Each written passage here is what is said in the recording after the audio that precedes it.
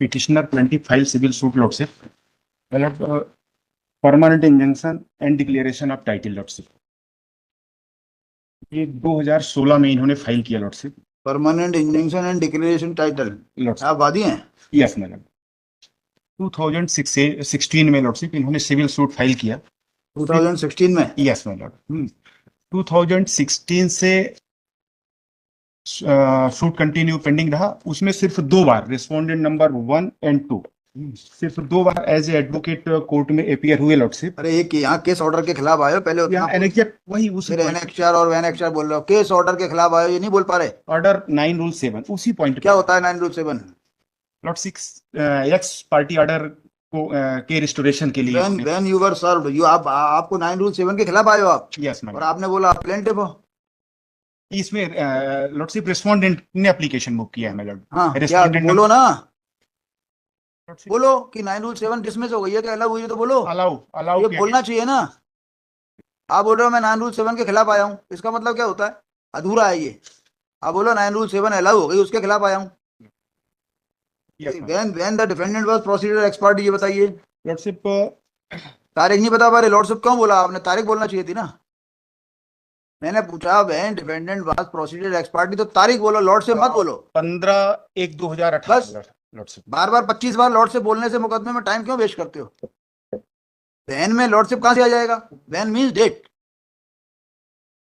बताइए तारीख। 15/1/2018 लॉर्डशिप। 15/1/2018 को defendant was proceeded ex parte. कौन सा डिफेंडेंट? Respondent number 1 and 2 lordship. कौन है ये लोग? ये collector and commissioner my lord. 1 and 2। तो दावा बताइए, दावा किस पेज पर है? दावा in exam A1 lordship, page number 14 my Lord. वो कहाँ है? वो जो जिस ऑर्डर से 15/1/18 से इनको एक्सपार्टी प्रोसीड किया था वो ऑर्डर किस पेज पर है? Lordship kindly see my Lord in exam 15/1/18 का ऑर्डर किस पेज पर है? वो पॉइंट आ गया lordship in exam P1 lordship, page number मतलब 12। आपको नहीं बोलना चाहिए कि पेश नहीं किया है, बोलो ना। लॉर्डशिप मैंने पूछ रहा हूँ 15/1/18 किस पेज पर है? आप बोलो पेश नहीं किया है, बट उसका उल्लेख उस जगह आ गया है। यस। तो आप क्यों नहीं बोल रहे कि ये पेश नहीं किया है? उससे कोई लाभ मिल जाएगा आपको? मैं पूछ रहा हूँ 15/1/18 किस पेज पर है, तो बोलो पहले पेश नहीं किया है, लेकिन उसका काम जो है उस ऑर्डर से चल जाएगा। फिर किससे कोई लाभ मिल रहा है आपको? छुपाने से। छुपाने से नहीं मिल रहा है लॉर्डशिप। तो 15/1/18 को डिफेंडेंट को एक्सपार्टी प्रोसीड किया, उसके बाद उन्होंने 9/7 कब लगाया? 9/7 इन्होंने फाइल किया माय लॉर्ड।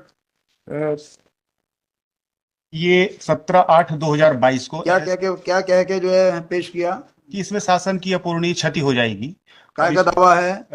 दावा my Lord declaration of title and permanent. किस आधार पर है?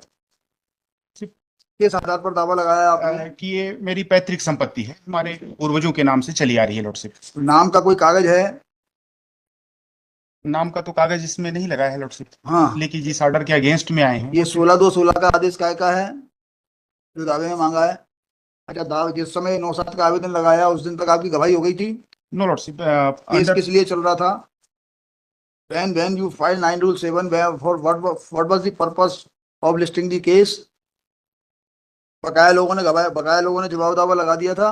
Yes lordship. कब लगाया था? रेस्पोंडेंट नंबर 1 एंड 2 ने रिप्लाई फाइल कर दिया था लॉर्डशिप। रेस्पोंडेंट नंबर 1 एंड 2 मत बोलिए, आप डिफेंडेंट से बात करिए। सॉरी, डिफेंडेंट नंबर 1 एंड 2 ने रिप्लाई फाइल कर दिया था। डिफेंडेंट नंबर 1 एंड 2 ने जब रिप्लाई फाइल कर दिया था तो 9/7 क्यों लगाया फिर उन्होंने? Lordship I request my Lord kindly C page number 1। आप बहस करिए ना, मेरे को क्यों कागज दिखा रहे हो आप? लॉर्डशिप उसी पॉइंट और रूल 7 का आवेदन अलाउ हुआ है, इसके खिलाफ इंटरफेरेंस नहीं होता हाई कोर्ट में।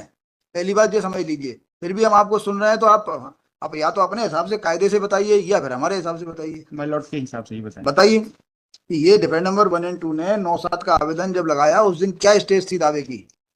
लॉर्डशिप कंफर्म कर लेता हूँ, कंफर्म नहीं। I am dismissing, you withdraw it. कोई फर्क नहीं पड़ता। आपको ये नहीं पता कि 9/7 का आवेदन लगाते समय दावे की स्टेज क्या थी? देखिए क्या होता है कि यदि दावे की स्टेज यहाँ तक पहुंच गई है कि आपकी गवाही पूरी हो गई है, प्रतिवादी ने भी गवाही कोई दे दी है, फिर 9/7 कोई लगाता है तो उसकी मेला फाइट्स की बात आती है।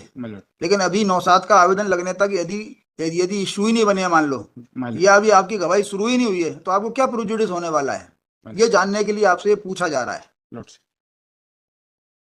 हमने रिप्लाई में ऑब्जेक्शन लिया है लॉर्डशिप, जो इनके 9 आपसे ये पूछा 9/7 का आवेदन लगाया उस दिन दावे में क्या स्टेज थी, ये जरूरी होता है। My lord, 9/7 के लिए, lordship, इसलिए पूछ रहे हैं। आपकी नजर में जरूरी नहीं है तो आप मत बताइए। lordship की नजर में मैं नहीं पहुंच सकता। तो नहीं पहुंच सकते तो फिर इसको विड्रॉ कर लीजिए, lordship एक बार खारिज कर देते हैं। नहीं, एक बार मेरी नजर में पहुंचना तो पड़ेगा आपको। आप नहीं पहुंच सकते, देन यू आर फेल्ड। अ, उसमें कौन सी हंसने की और जो है संकोच करने की बात है। आपको आपको हमारी नजर तक पहुंचना पड़ेगा यदि आपको रिलीफ चाहिए तो। मैं और हमारी नजर हो सकता है कि लॉ की नजर ना हो, तो आपको लॉ की नजर तक पहुंचना पड़ेगा। नहीं लॉर्डशिप, बताइए, 9/7 का आवेदन लगाते समय क्या स्टेज थी?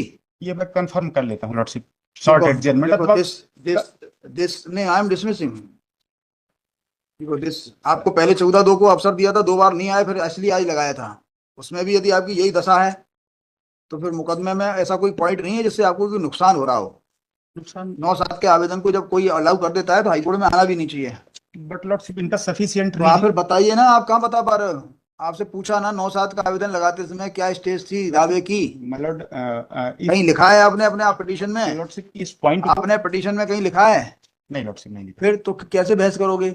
जब प्लीडिंग होगी तो एविडेंस दोगे। देखो, this miscellaneous petition has been preferred by the plaintiffs of the petitioners challenging the, lordship withdraw, withdraw lordship, after arguing at length, learned counsel for the petitioners praised for withdrawal of this miscellaneous petition. फिर लिखिएगा, accordingly this miscellaneous petition is dismissed as withdrawn pending application. तो आखिरी para में वो लिखते हैं ना, pending application with in bracket S comma if any, पहले स्टैंड क्लोज।